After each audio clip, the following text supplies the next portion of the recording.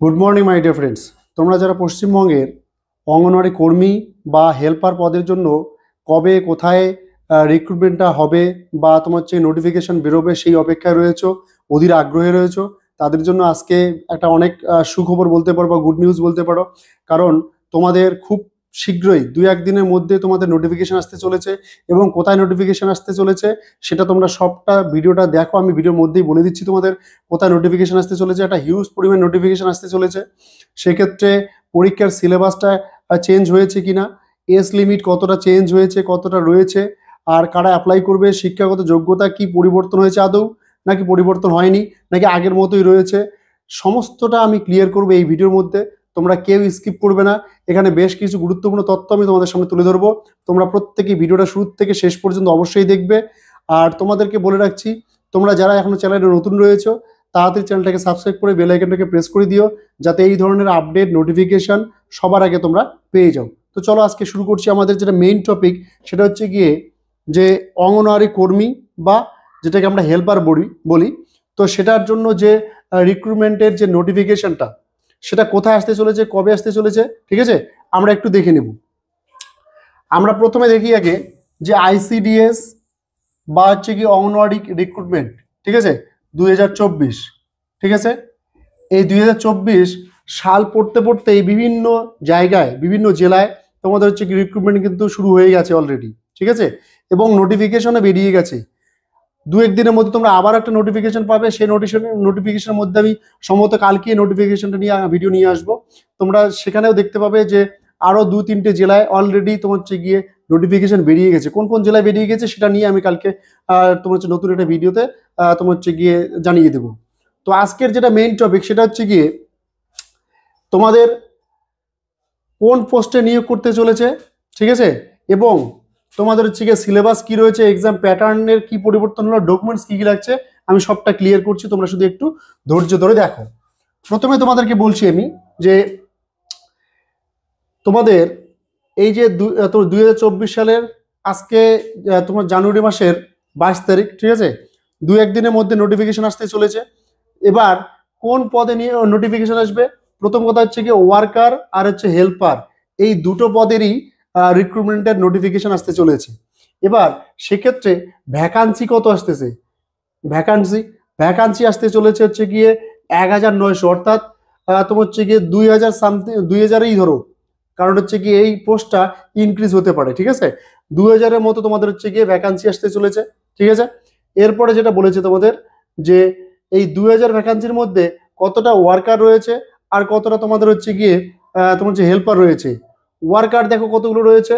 Worker রয়েছে হচ্ছে গিয়ে 1600 ভ্যাকান্সি রয়েছে ওয়ার্কারের পদে, অর্থাৎ কর্মী তোমার হচ্ছে পদে 1600 ভ্যাকান্সি রয়েছে, আর হেল্পার পদে তোমাদের হচ্ছে গিয়ে 300 ভ্যাকান্সি রয়েছে। ক্লিয়ার? এবার এই দুটো পদ মিলে তোমার হচ্ছে গিয়ে 1900 ভ্যাকান্সি রয়েছে। বুঝতে পেলাম? এবার কোয়ালিফিকেশন, আগে তোমাদের হচ্ছে গিয়ে যারা অঙ্গনওয়াড়ি হেল্পার পদের অ্যাপ্লাই করতে তাদের কিন্তু 8 পাস হলেই হয়ে যেত, আর যারা কর্মী অ্যাপ্লাই করতে তাদের হচ্ছে গিয়ে মাধ্যমিক পাস হলেই হতো। কিন্তু সেটা পরিবর্তন করে একদম নিয়ম চেঞ্জ করে নতুন নিয়মে এইচএস পাস না থাকলে তোমরা কিন্তু অ্যাপ্লাই করতেই পারবে না, ঠিক আছে। তো যাদের অঙ্গনওয়াড়ি চাকরি করার ইচ্ছা আছে, তারা যারা এখনো মাধ্যমিক পাস করে বসে আছো তারা ইমিডিয়েট এইচএসটা করে নাও, নইলে কিন্তু তোমরা এই অঙ্গনওয়াড়ি অ্যাপ্লাইটাই করতে পারবে না, চাকরি তো দূরের কথা, ঠিক আছে। তো অ্যাপ্লাই করতে গেলে আমাদের যোগ্যতা কি লাগছে? তাহলে আমাদেরকে অবশ্যই 12 পাস করতে হবে, অর্থাৎ উচ্চ মাধ্যমিক পাস করে থাকতে হবে, ঠিক আছে। আর এজ লিমিট যেটা রয়েছে সেই এজ লিমিটটা কি রয়েছে? আগে যেমন এজ লিমিট ছিল হচ্ছে গিয়ে তোমাদের, আগে এজ লিমিট কত ছিল? আগে এজ লিমিট ছিল হচ্ছে গিয়ে 18 থেকে শুরু করে 45 বছর পর্যন্ত। এখন কিন্তু সেটাকে পরিবর্তন করে 45 থেকে করা হয়েছে কত? 18 থেকে 35 বছর বয়সের মধ্যে। অর্থাৎ তোমরা 18 থেকে 35 বছর বয়সের মধ্যে তোমরা যারা রয়েছো তারা অ্যাপ্লাই করতে পারবে, নতুবা কিন্তু কেউ অ্যাপ্লাই করতে পারবে না। ক্লিয়ার? এবার বাকি আসি আমরা এবারে সিলেবাস। আমাদের যে পরীক্ষাটা হবে, অঙ্গনওয়াড়ি যে পরীক্ষাটা হবে, ঠিক আছে, যেখানে বেরোচ্ছে সেটা আমি পরে বলছি। তো সিলেবাসটা কি রয়েছে, কোথায় বেরোচ্ছে সেটা আমি অবশ্যই বলবো। তো সিলেবাস কি রয়েছে সেখানে, সিলেবাসটা দেখে নাও। সিলেবাসটা অ্যাকচুয়ালি তোমার হচ্ছে জেলা কতগুলো ব্লকের উপর ভেরি করে। কোনো কোনো ব্লকে তোমার হচ্ছে গিয়ে 50-এর পরীক্ষা হয় ওভারঅল ইন্টারভিউ মিলে, আবার কোনো ব্লকে বেশিরভাগ ক্ষেত্রে 100-র মধ্যে পরীক্ষা হয়। তো সেখানে পড়ে যাচ্ছি, আমরা আগে সিলেবাসটা একটু দেখে নিই। সিলেবাসে কি বলা আছে দেখো, বাংলা রয়েছে তোমাদের, ইংলিশ রয়েছে, ম্যাথ রয়েছে, জেনারেল নলেজ রয়েছে, আর হচ্ছে তোমাদের নিউট্রিয়েন্টস প্লাস হেলথ রয়েছে। এই পাঁচটা টপিকের উপর বেস করে কিন্তু তোমাদের রিটেন টেস্টটা হবে। এবার এই রিটেন টেস্ট পাঁচটার উপর বেস করে যেহেতু হবে, তো বাংলাতে কত থাকছে দেখো, বাংলাতে 15 নাম্বার থাকছে তোমাদের হচ্ছে গিয়ে টোটাল। ইংলিশে কত নাম্বার থাকছে, ইংলিশে 20 নাম্বার থাকছে। ম্যাথে কত নাম্বার থাকছে, ম্যাথে 20 নাম্বার থাকছে। জিকেতে কত নাম্বার থাকছে, জিকেতে তোমাদের হচ্ছে গিয়ে 20 নাম্বার থাকছে। আর নিউট্রিয়েন্টস, হেলথ, হ্যাঁ, এই জায়গায় কত থাকছে, এখানে তোমার 15 নাম্বার থাকছে।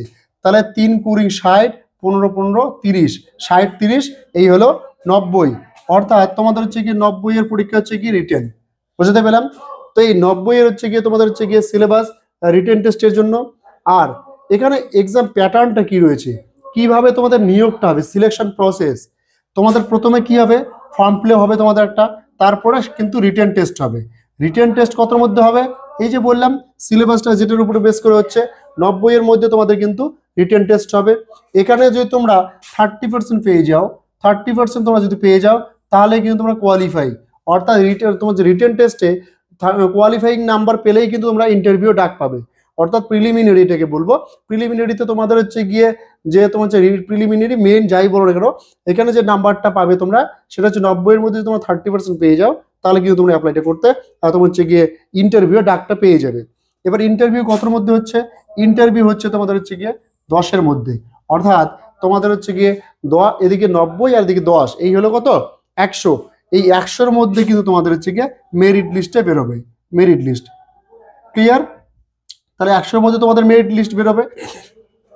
যে যত বেশি স্কোর করবে সে তত তাড়াতাড়ি আগে ডাক পেয়ে যাবে, ঠিক আছে। আর যারা কম পাবে তারা নিচের দিকে থাকবে, এটাই স্বাভাবিক, ঠিক আছে। এবার তোমাদের বলছি যে ডকুমেন্টস কি কি লাগবে এই অ্যাপ্লাইটা করতে, ডকুমেন্টস কি কি লাগবে। ডকুমেন্টস দেখো, তোমাদের প্রথমে লাগছে আধার কার্ড নতুবা ভোটার কার্ড নতুবা যে কোনো আইডি একটা লাগবে, যে কোনো আই কার্ড, আই প্রুফ একটা তোমার হচ্ছে গিয়ে ডকুমেন্টস। তারপর হচ্ছে গিয়ে অ্যাডমিট কার্ড লাগবে মাধ্যমিকের, ঠিক আছে। তোমার বয়সটা যাচ করার জন্য অ্যাডমিট কার্ড লাগবে, ঠিক আছে। এইচএস মার্কশিট বা সার্টিফিকেট যে কোনো লাগবে, যে তুমি যে উচ্চ মাধ্যমিক পাস করেছো, ওরা যে কোয়ালিফিকেশন বলেছে সেটার জন্য কি লাগবে, হয় এইচএস এর মার্কশিট নতুবা সার্টিফিকেট। নর্মালি সার্টিফিকেটটাই ওরা দেখে, ঠিক আছে। যেহেতু মেরিট বেসিস নয়, মেরিট বেসিস হলে তোমাদের এখানে মার্কশিটটা দেখতো, তো সার্টিফিকেটটা ধরো। কাস্ট সার্টিফিকেট দেখবে, ঠিক আছে। তোমাদের হচ্ছে গিয়ে কোন কাস্ট রয়েছে তোমাদের, এসসি হলে এসসি, এসটি হলে এসটি, ওবিসি হলে ওবিসি, যে কাজটা থাক না কেন। আর একটা কথা, তোমাদের যাদের এসসি এসটি ওবিসি রয়েছে তাদের কিন্তু অনেক জায়গাতেই এজ রিল্যাক্সেশন দেয়, ঠিক আছে। এজ রিল্যাক্সেশনটা দিয়ে দেয়, ঠিক আছে। তো সেক্ষেত্রে তোমরা যদি এজ রিল্যাক্সেশন পেয়ে যাও, তাহলে 18 থেকে 35-এর থেকে একটু বেড়ে যাবে বয়সটা, সেক্ষেত্রে তোমরা অ্যাপ্লাই করতে পারবে। আর যেটা রয়েছে রেসিডেন্সিয়াল সার্টিফিকেট, এটা কিন্তু খুবই ভাইটাল। রেসিডেন্সিয়াল সার্টিফিকেটটা কি বলছিলাম, রেসিডেন্সিয়াল সার্টিফিকেট বলতে যে জায়গার অধীনে তোমাদের নোটিফিকেশনটা আসবে, সেই জায়গার যে তুমি একদম স্থায়ী বাসিন্দা, সেটার উপর বেস করে একটা প্রধান সার্টিফিকেট দেবে। তারপরে সেই সার্টিফিকেট নিয়ে তোমরা তোমার হচ্ছে গিয়ে যে ব্লক অফিসে তোমার যে বিডিও রয়েছে, সেখানে তোমরা কিন্তু সেখান থেকে একটা সার্টিফিকেট নিয়ে সেই সার্টিফিকেটটা কিন্তু তোমাকে জমা করতে হবে। ক্লিয়ার? আর তারপরে তোমাদের লাগছে হচ্ছে গিয়ে ফটোকপি। এই হলো তোমাদের ডকুমেন্টস গেল। এবার আসি আমরা যা এত কিছু দেখলাম, কি কি দেখলাম, পোস্ট কতগুলো বেরোবে, কি কি বেরোবে, ওয়ার্কার, হেল্পার, ভ্যাকান্সি বেরোচ্ছে হচ্ছে গিয়ে এতগুলা, তোমার হচ্ছে গিয়ে ওয়ার্কারে কতগুলো পোস্ট রয়েছে, হেল্পারে কতগুলো পোস্ট রয়েছে, সবটা দেখলাম। এবার ব্যাপারটা হচ্ছে কি কোথায় বেরোতে চলেছে, সেটা হচ্ছে কি তোমাদের বলি, উত্তর 24 পরগনায়। অর্থাৎ উত্তর 24 পরগনায় তোমাদের হচ্ছে গিয়ে বেরোতে চলেছে, ঠিক আছে। চলেছে তোমার হচ্ছে গিয়ে 1900, অর্থাৎ 1900 ভ্যাকান্সিতে অঙ্গনওয়াড়ি পদে নিয়োগ বেরোতে চলেছে। সেখানে আইসিডিএস বলো বা অঙ্গনওয়াড়ি হেল্পার এবং ওয়ার্কার, এই দুটো পদ মিলে 1900 পোস্ট বেরোতে চলেছে উত্তর 24 পরগনায়। সেটা খুব শীঘ্রই বেরোতে চলেছে, সম্ভবত 29 তারিখ, বলে দিচ্ছি তোমাদের ডেটটা একটু লিখে রাখো, সম্ভবত জানুয়ারির 19 তারিখের দিকে তোমাদের নোটিফিকেশন আসতে চলেছে, ঠিক আছে। এই নোটিফিকেশন আসলে সেটা নিয়ে আমি একটা ফুল ডিটেলস ভিডিও নিয়ে চলে আসবো। আর তোমাদের আর একটা কথা বলে রাখি, তোমরা যারা সিলেবাসটা দেখলে, বেঙ্গলি হচ্ছে কি 20 রয়েছে, ইংলিশ 20, তো বেঙ্গলি 15, ইংলিশ 20, এই যে সিলেবাসটা, এই সিলেবাসের যদি তোমরা সম্পূর্ণ তোমার হচ্ছে গিয়ে আবার ডিটেলস অ্যানালিসিস চাও, যে বাংলা 15 কি কি থাকছে, ইংলিশে 20-তে কি কি থাকছে, ম্যাথে 20-তে কি কি থাকছে, জিকেতে কোন কোন পার্টগুলো থাকছে, কোন কোন পার্টগুলো তোমাদের পড়তে হবে, একদম পাই পাই করে ধরে আমি বলে দেবো। তোমরা যদি চাও তো তোমরা কমেন্ট বক্সে আমাকে কমেন্ট করো, আমি অবশ্যই এটা নিয়ে একটা সিলেবাস নিয়ে একটা ভিডিও বানাবো। ঠিক আছে? তো আজকে তোমাদের যেটা জানালাম সেটা হচ্ছে কি উত্তর 24 পরগনায় তোমাদের হচ্ছে কি নোটিফিকেশন আসতে চলেছে, সম্ভবত 29 তারিখ, তোমাদের জানুয়ারির 29 তারিখে নোটিফিকেশনটা আসতে চলেছে। তো কেউ মিস করবে না, প্রত্যেকে যারা অ্যাপ্লাই করতে পারবে অ্যাপ্লাইটা করে দিবে। আর কালকে সম্ভবত তোমাদের জানিয়ে দেবো, আরো 2-3টে জেলায় অলরেডি বেরিয়ে গেছে, তোমাদের সেটাও আমি জানিয়ে দেবো কালকে ভিডিও করে। তো তোমরা এতক্ষণ পর্যন্ত যারা ভিডিওটা দেখছো, এখনো যারা অ্যাকচুয়ালি রয়েছো, তারা প্রত্যেক চ্যানেলটাকে সাবস্ক্রাইব করে বেল আইকনটাকে প্রেস করে দিও, যাতে এই ধরনের প্রত্যেকটি আপডেট তোমরা সবার আগে পেয়ে যাও। চলো দেখা হচ্ছে নেক্সট ভিডিওতে।